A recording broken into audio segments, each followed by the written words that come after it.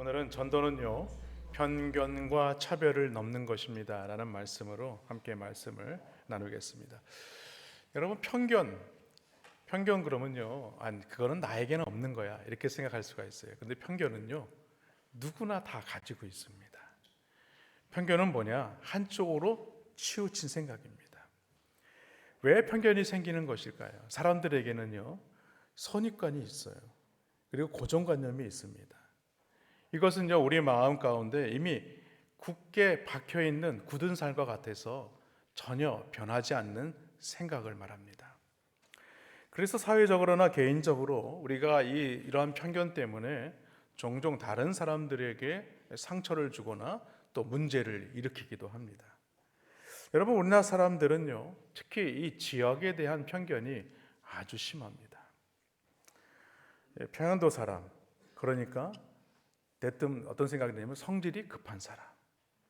충청도 사람, 그러면 어떤 생각이 납니까? 느려 터진 사람.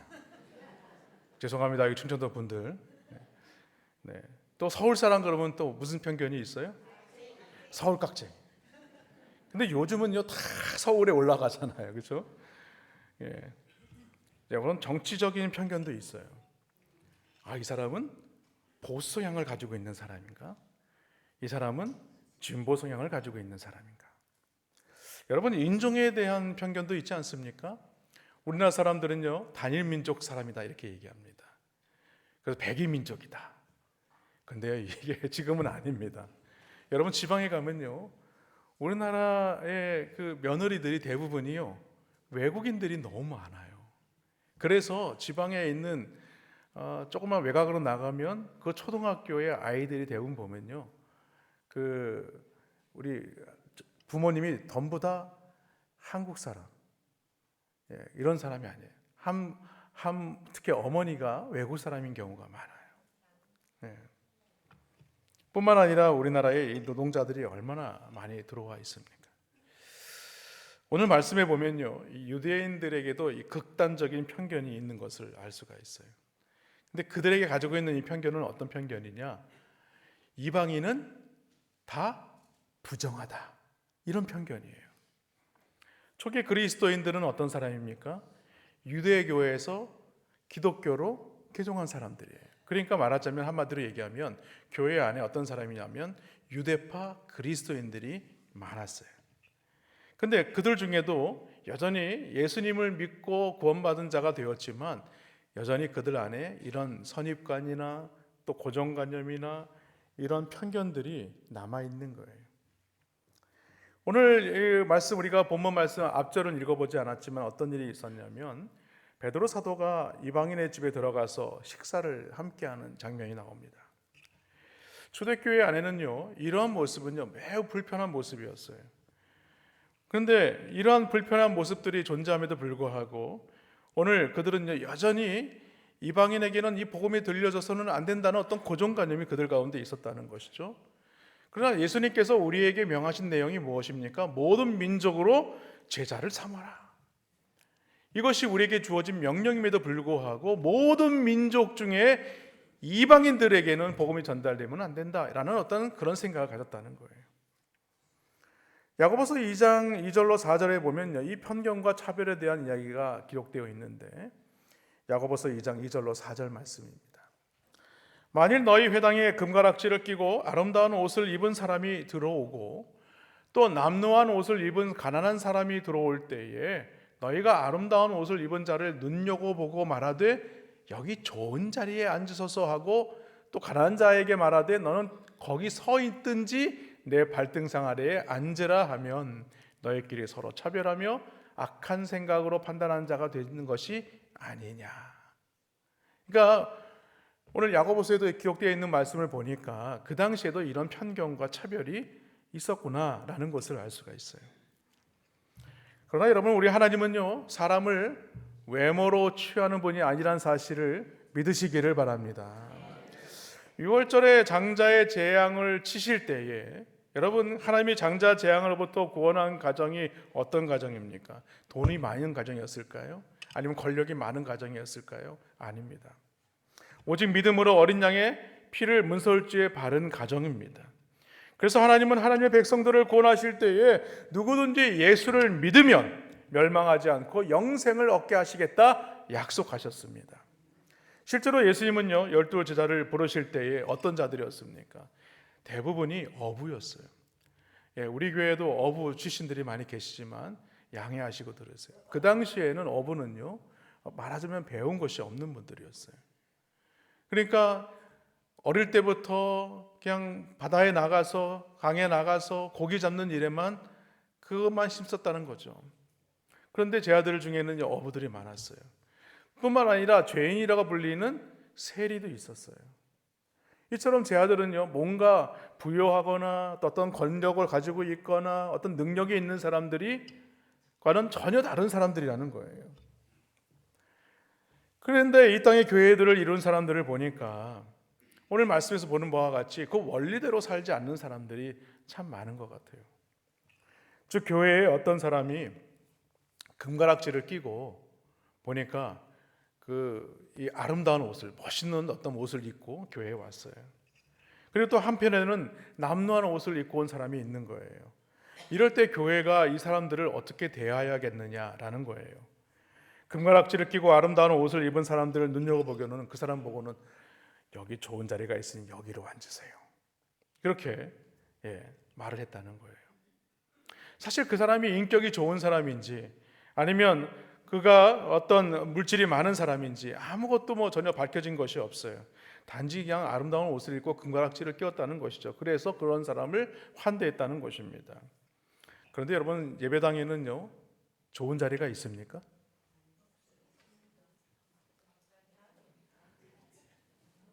좋은 자리가 있긴 있어요.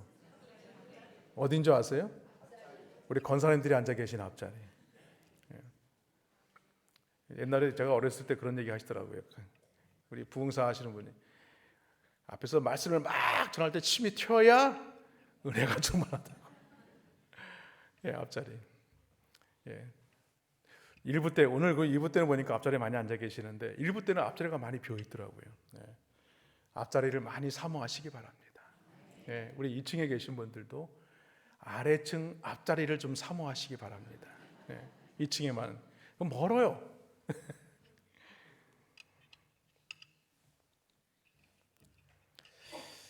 여러분 이 말씀이 무슨 말이겠습니까? 그 사람에게 뭔가 아첨하듯 행동하는 모습이라는 거예요. 또한 남루한 옷을 입고 가난한 사람이 들어왔어요. 근데 이 사람은 주일임에도 불구하고 무더운 날씨에 밖에서 열심히 막 일하다가 예배 시간이 되어서 막 열심히 달려왔어요. 그냥 얼굴에 땀이 범벅이 돼가지고 옷에서도 막 땀이 전 냄새가 막 나는 거예요. 근데 그 사람 보고 뭐라고 얘기하는 거예요? 저기 저 구석 가서 앉으세요. 그렇게 얘기했다는 거예요. 여러분 이러한 모습은요 이 교회 안에 이런 편견으로 말미암아 차별을 만들게 되는 것입니다.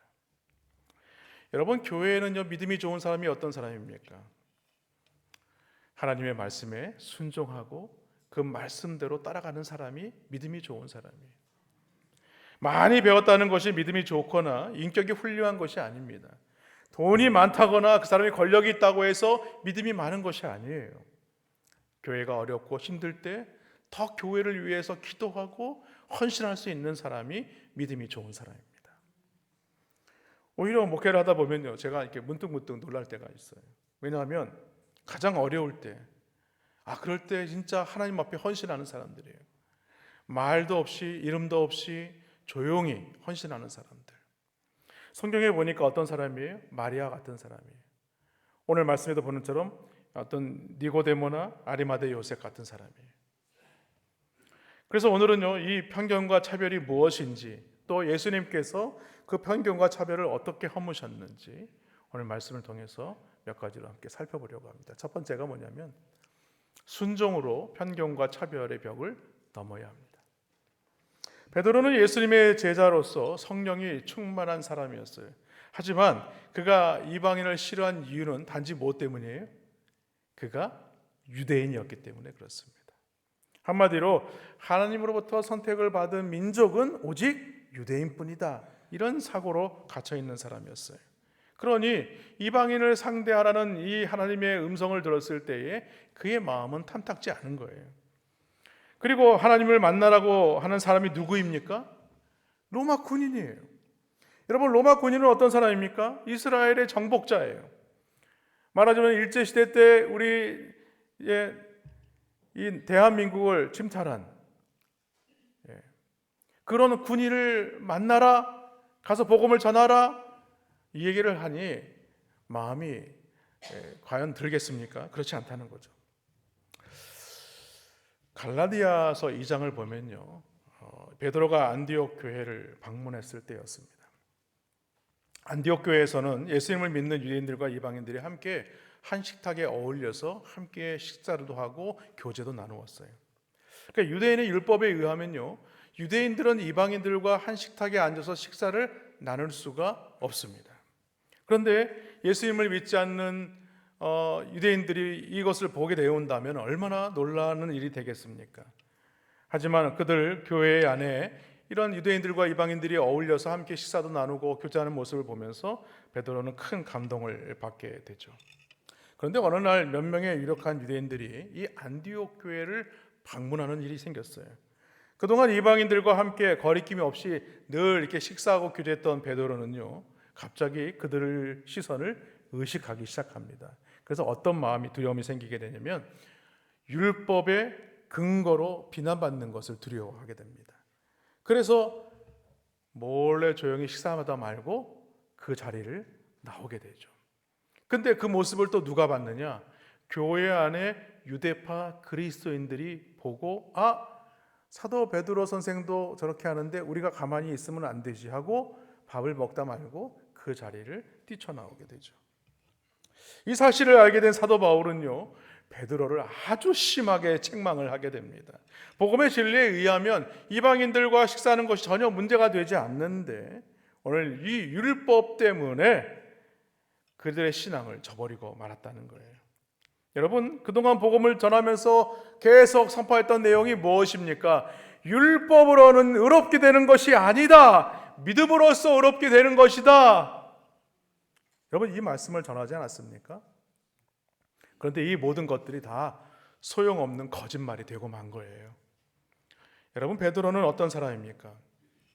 하루에 3번씩 기도하는 경건한 사람입니다.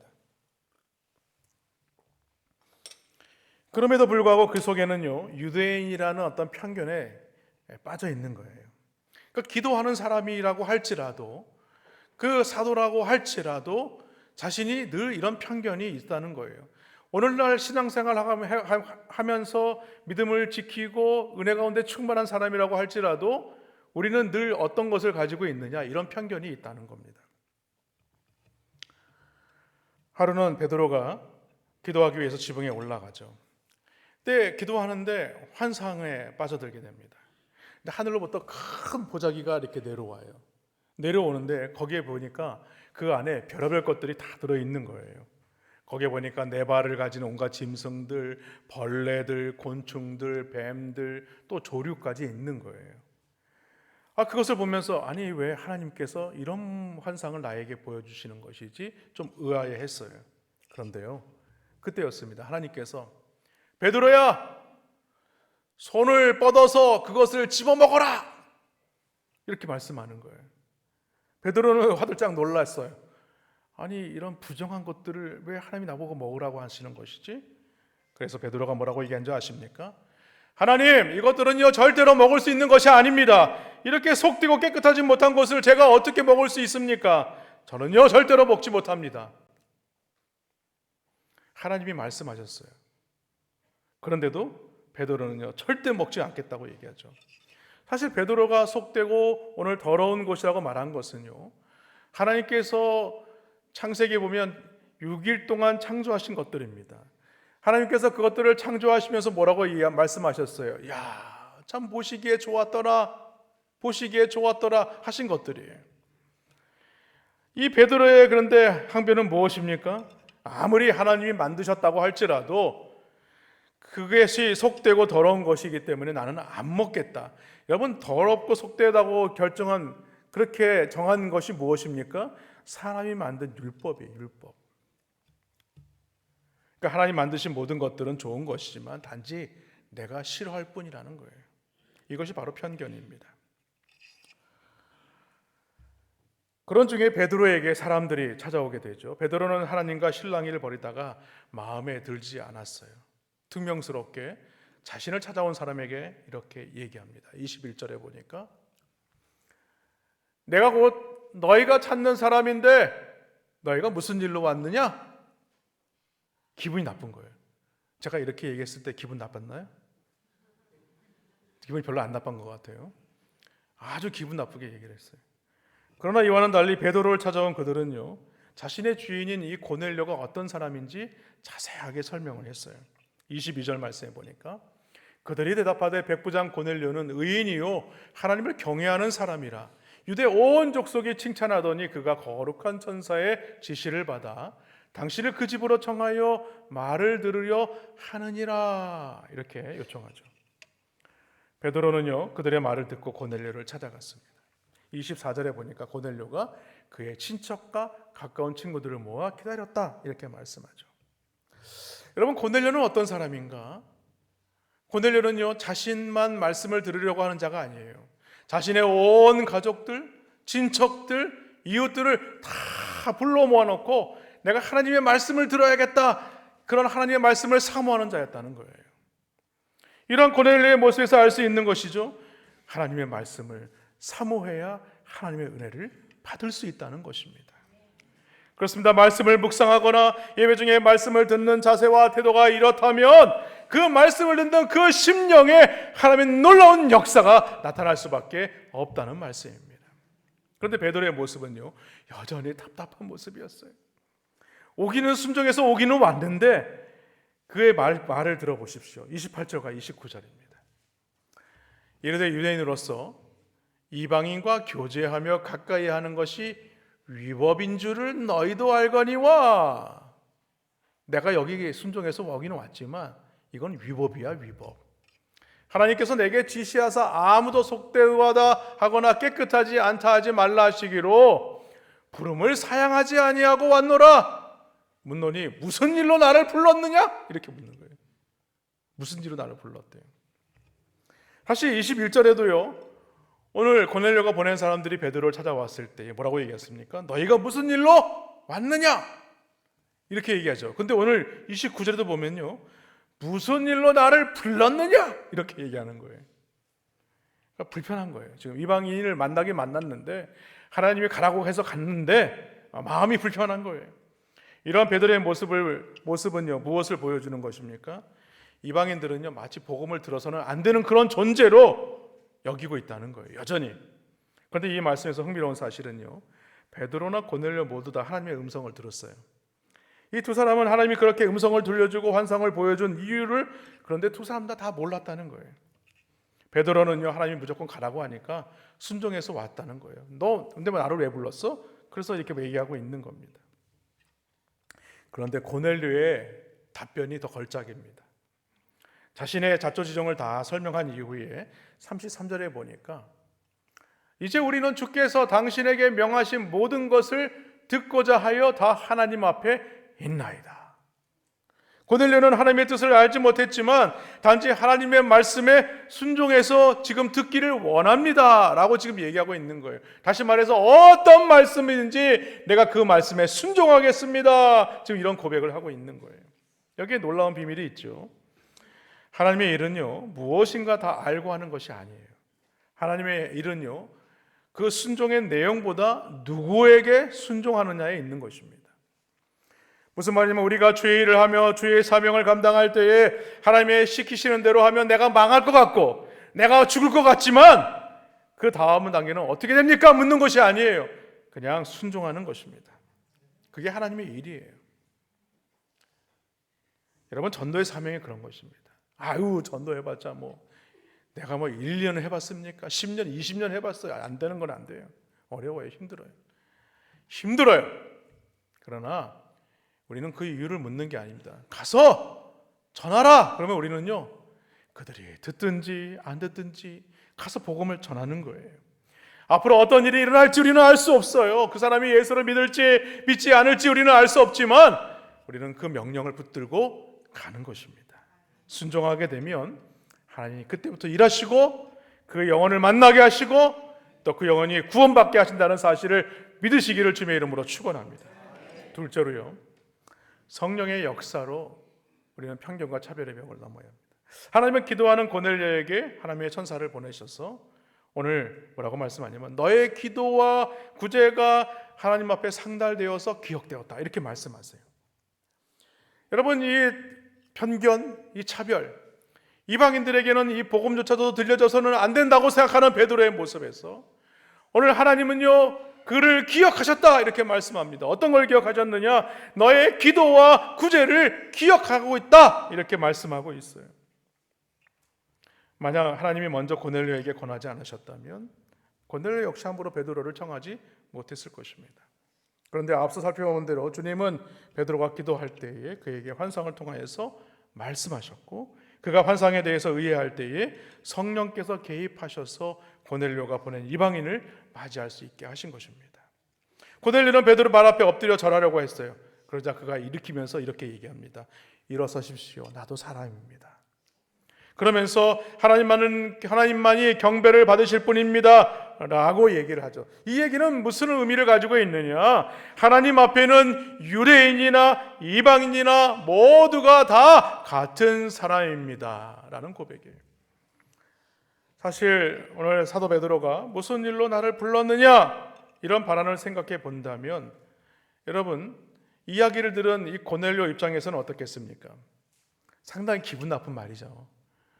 아니 이렇게 손님을 정중하게 모셔서 그것도요 자기가 다스리고 있는 속국의 한 사람을 불러서 말씀을 드리려고 청했는데 기분 나쁘게 왜 나 불렀어? 이렇게 물어보니 얼마나 기분 나쁘겠어요.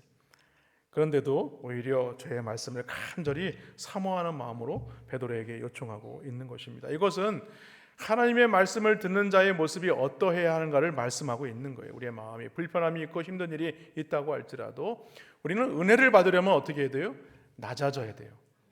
겸손해야 되는 것입니다. 그래야 하나님의 은혜를 받을 수가 있는 겁니다.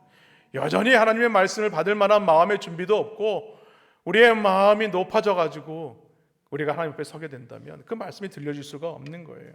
그것이 무엇이냐? 오늘 이 고넬료가 우리는 다 하나님 앞에 있습니다 이라는 고백이에요. 여러분들이 하나님 앞에 딱 앞에 있다 그러면 어떻게 하겠습니까? 하나님이 어떤 말씀을 주셔도 네 알겠습니다 그러지 않겠어요? 그런데 우리가 신앙생활 하면서 하나님의 말씀을 들으면서도 우리가 그 말씀을 때로는 받고 때로는 받지 않고 살아갈 때가 많아요. 온전히 순종하지 않고 살아갈 때가 많다는 것입니다. 여러분, 하나님의 말씀에 대한 열망이 우리 가운데 있다면 우리는요 은혜를 받지 않을 수 없는 것입니다. 그리고 하나님을 경외하는 마음으로 하나님의 말씀을 사랑하듯이 하나님을 사랑하는 마음이 이제는 하나님을 보내신 자를 사랑하는 마음으로 나타나고 있는 것입니다.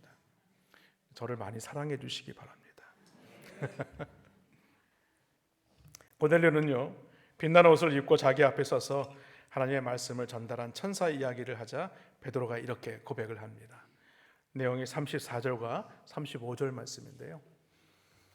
내가 참으로 하나님은 사람의 외모를 보지 아니하시고 각 나라 중 하나님을 경외하며 의를 행하는 사람은 다 받으시는 줄 깨달았도다. 지금 이 전까지는요 사도 베드로는요 어떤 생각에 있었어요? 어떤 편견에 있었어요? 이방인들은 복음을 들을 자격이 없는 사람. 그런데 이제 딱 보니까 그것을 깨달았다 이렇게 얘기하고 있는 거예요. 보니까 유대인뿐만이 아니라 각 나라 사람들도 하나님을 경외하며 의를 행하는 사람은 다 받는구나 라는 것을 깨달았다는 거예요. 여러분, 사도행전 10장은요 신약 전체에서 어떻게 보면 가장 중요한 어떤 패러다임을 바꾸는 그런 장이라 할 수 있습니다. 왜냐하면 여기에 이 베드로가 완전히 깨닫게 되는 어떤 전환점이 되었기 때문에 그래요. 그래서 고넬료의 간증을 들었던 모든 것들이 이제 뭐예요? 이래서 고넬료에게 하나님께서 나타나셔서 이렇게 말씀하시고 또 나에게 환상 중에 나타나셔서 집어먹으라고 말씀하신 그 내용이 이런 내용이었구나 라는 것을 깨닫게 되었다는 거예요. 여러분, 베드로가 이 편견을 이렇게 빨리 깨뜨릴 수 있었던 이유가 어디에 있었겠어요? 베드로는 하루에 3번씩 기도했다는 것은요, 하나님께 기도하는 일을 놓치지 않은 사람이었다는 거예요. 우리가 하나님의 말씀을 깨달으려면 어떻게 해야 돼요? 기도하는 사람이 되어야 하는 것입니다. 그런요, 말씀과 성령의 음성에 곧바로 순종하게 되죠. 그렇습니다. 그가 깨달은 것은요, 하나님은 사람을 받으시는 그 어떤 편견이나 차별이 없으신 분이라는 것을 말씀하는 거예요. 하지만 여기서 끝이 아니었어요. 베드로가 예수 그리스도의 복음을 전하게 될 때에 성령의 말씀을 듣는 모든 사람들에게 임하게 됩니다. 그래서 이 베드로와 요빠에서 온 함께한 모든 성도들이요, 놀랄 수밖에 없었어요. 오순절에 그들이 성령을 받은 것 같이 하나님은 이방인들에게 성령을 부어주셨습니다. 그들이 방언으로 말하며 하나님을 높이는 것을 그들의 두 눈으로 목도하게 된 것이죠. 그래서 베드로는요, 뭐라고 얘기합니까? 47절에 누가 능히 물로 세례 베품을 금하리요. 이 얘기는 뭐냐면 이 사람들도 우리처럼 성령을 받았으니 물 세례를 받지 못할 이유가 전혀 없다, 지금 이렇게 얘기하는 겁니다. 이제는 베드로는요, 한술 더 뜨고 있는 거죠.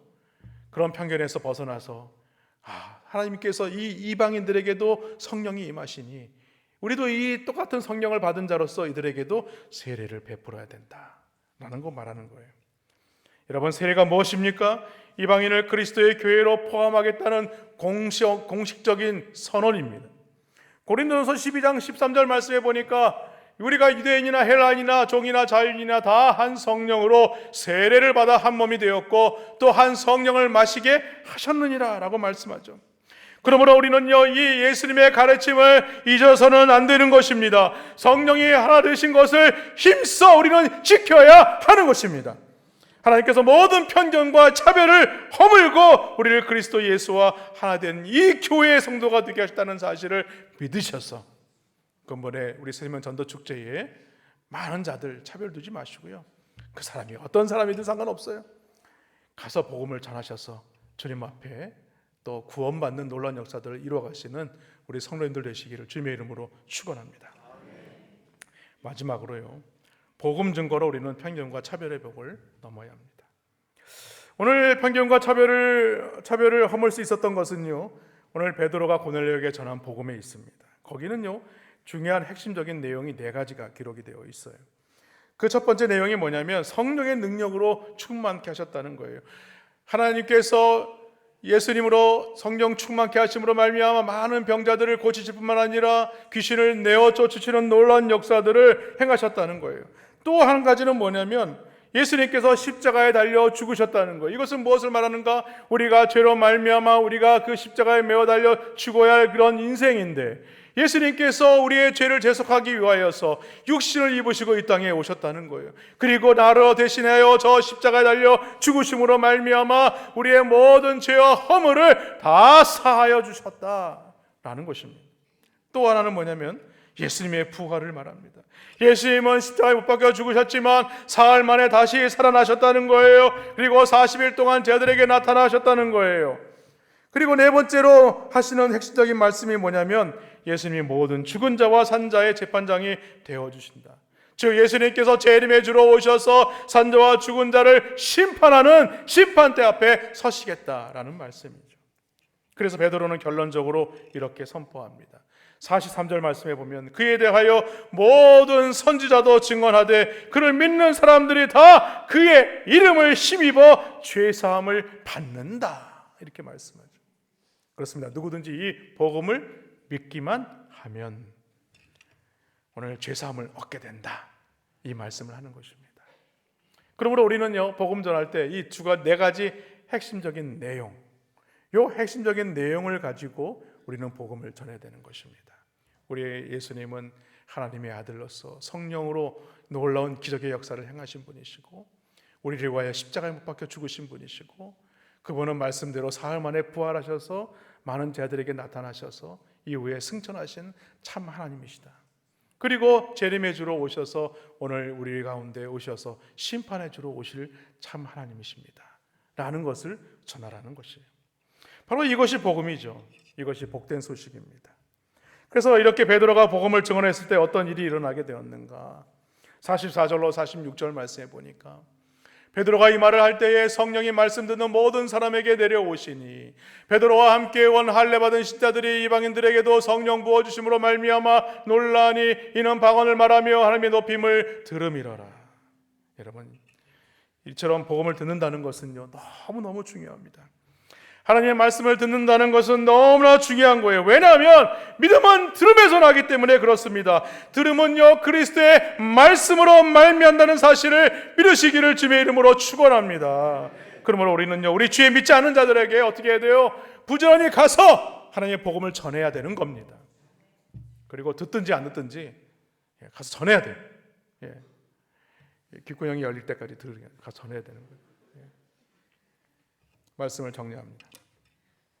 성경은요, 오늘 이 고넬료와 그의 가정을 소개하면서 무려 사도행전에 48절이나 기록하고 있어요. 그만큼 백부장 고넬료는요, 이방인으로서 하나님 보시기에 너무나 귀했다는 거예요. 성경은 그의 가정을 이렇게 말씀하죠. 사도행전 10장 2절에 보니까 그가 경건하여 온 지방과 더불어 하나님을 경외했다. 로마의 군인이었지만 자기 나라의 신이 아니라 이스라엘의 참 하나님을 구주로 영접했다는 거예요. 그런데 여러분, 이것은요, 참으로 위험한 일입니다. 왜냐하면 자칫 로마의 불충성으로 말미암아 고넬료뿐만이 아니라 자신의 가족마저도 죽음을 당할 수 있었기 때문이죠. 그런데도 고넬료는 온 집안과 더불어 하나님을 경외했다라고 말씀합니다. 그리고 성경은 그들이 하나님의 말씀을 얼마나 사모했는지 우리가 말씀을 보았지만 24절에 그의 친척과 가까운 친구들을 다 모아 기다리었다라고 말씀하고 있는 겁니다. 오늘 말씀에 등장하는 유대인뿐만이 아니라 사람들은 누구나 다양한 편견을 가지고 산다라고 말씀을 드렸어요. 여러분, 경상도 남자, 그럼 무엇부터 생각나죠?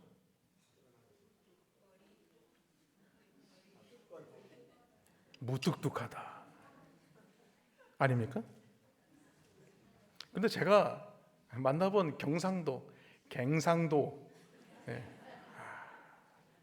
저희 막내 아들이 현규인데 우리 그 장인어른이 항상 행규야. 그러니까 저 현규인데요. 그래, 너 행규. 근데 경상도 분들 보니까요, 무뚝뚝하지 않아요. 얼마나 사근사근하고 다정한 분들도 많아요. 그렇죠? 몇 사람만 끄떡끄떡하고 다른 분들은 끄떡끄떡 안 하는 거 보니까. 여러분, 키 큰 사람들은 어떻습니까? 뭐 소금이 없어서 싱겁나요? 안 그래요. 뚱뚱한 사람은 어때요? 낙천적이라고 얘기하는데 그렇지 않죠. 여러분, 사람에 따라 그 사람은요, 그 성향이나 또 기질이나 성격이 다 달라요. 그런데 우리는 이런 편견을 가지고 살아요. 선입관, 고정관념. 그것 때문에 편견이 생기고 그것 때문에 차별이 생기는 겁니다. 여러분, 내 남편, 내 아내를 보십시오. 그런 선입관이나 그런 고정관념으로 보지 마십시오. 그러면 우리는 이미 편견에 빠져 있는 것이고 그것으로 인하여서 상대방을 차별하는 것입니다. 그뿐만이 아니죠. 세상 사람들은요, 다 자기들만 못하다고 생각하는 편견을 가지고 살아요. 그래서 지금 내가 옳다고 여기는 것들에 대해서는요, 자신만의 잣대를 가지고 이렇게 살아갑니다. 자신의 들보는 보지 못하고 남의 티만 보고 살아가는 거예요. 그러므로 중요한 것은요, 우리가 주의 일을 감당할 때에 우리는 먼저 주의 말씀에 순종하는 훈련이 필요합니다. 그럴 때 우리는요, 이 편견과 장복을 깨트리게 된다는 사실을 믿으시기를 주님의 이름으로 축원합니다. 그래서 근본에 우리 새생명 축제에 우리가 또 증거하고 전하는 많은 영혼들, 그들이 주님 앞에 돌아와서 예수 믿고 구원받는 놀라운 역사들을 감당하시는 우리 저와 함께 모든 성도님들 되시기를 주님의 이름으로 간절히 축원합니다.